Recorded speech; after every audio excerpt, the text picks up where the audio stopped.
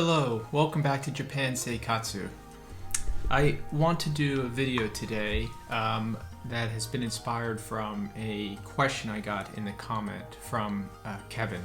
And I want to read the question now. Great video, very informative. I'm a uni student studying computer science, got an offer as a network engineer, planned to work a few years before I joined JET, which has a similar feel to yours since you were an IT consultant. Just wondering, how is the job opportunity after JET? I'm afraid I will be left out by the fast-moving tech after I do 2 to 3 years of JET. Currently don't plan to stay in Japan after JET, but I really do want to join the JET. Well, first, Kevin, thank you for your question, and I was in IT as well before I joined the JET program, so I thought it would be beneficial if I shared my experience, and there's maybe some lessons there that can help as you navigate this decision yourself. So my journey started, I graduated from undergrad in 2007, and it was if you remember that period, the stock markets had peaked in 2007 and around October, and then going into 2008 and 2009 was the great financial crisis. So it was a very difficult period. I was working at IBM as an IT consultant during that time, which required a lot of travel. So for over a year and a half, I was traveling from Washington, D.C. to Washington State every week. For another almost year, I was traveling from Washington, D.C. To Utah, Salt Lake City area. I also had projects up in New York, one in Hartford, Connecticut. So I was living in rental cars and airplanes and hotels, and I did that for 3 years. It was a wonderful opportunity for me to gain the experience that I did. I was able to pay down some of my student loans. I was able to learn a lot about the tech industry. So I'm quite grateful for those 3 years, but I was always thinking about Japan in the back of my mind. I had studied abroad in Japan twice as an undergrad. And like you, I thought I would, one day it would be nice to do the JET program, but first and foremost, I need to get started with my career. And I felt like a horse at the beginning of a race. You've been in school your whole life and you're ready just to hit the ground running. And I was doing that, but this interest in Japan never went away. And I was getting signs when I moved to Washington, D.C. to start this job. I got an apartment and signed up for the most inexpensive cable you possibly could. And I got, it was NHK, the English version of NHK. And I would listen to that and watch that all the time, and I don't know how I got that because it's not part of the inexpensive package, but things like that kept happening, and it's after 2 years I realized if I don't make the decision now to go to Japan, then I may never be able to get back to Japan and try to learn Japanese. So around the age of 24, 25, I applied to the JET program. It's a lengthy process, as all of you know, which is positive in the sense because it really causes you to think about why you want to do this program. So you're writing your statement of purpose, you're asking people for letters of recommendation. It's a good process to make sure this is the right decision for you. And honestly, I wasn't sure if for me it was escapism or this was, I was pursuing a passion. Now, I did apply, I did get into the JET program, and at that point I had to make a decision. Am I going to leave IBM or am I going to do the JET program? And I had a conversation with my manager at the time, and about possibly doing a 1 year leave of absence, which was a program that they offered at the time. She asked me, "Are you serious about this? Do you really want to do this?" And I said I do. And they were very gracious, and they granted me this 1 year leave of absence, which allowed me, if I wanted to come back after a year.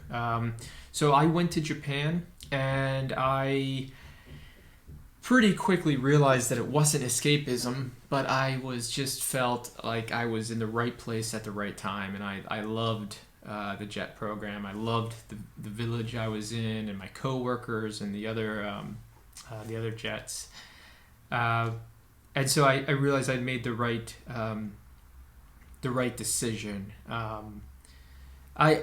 I think I had recontracted by this point, but I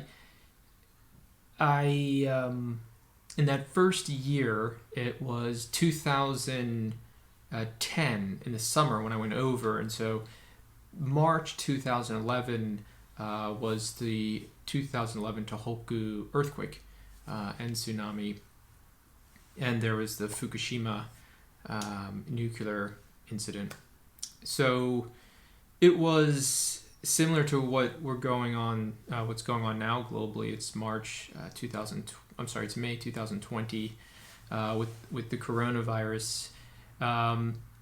It was a terrifying period, and it was a tragic period.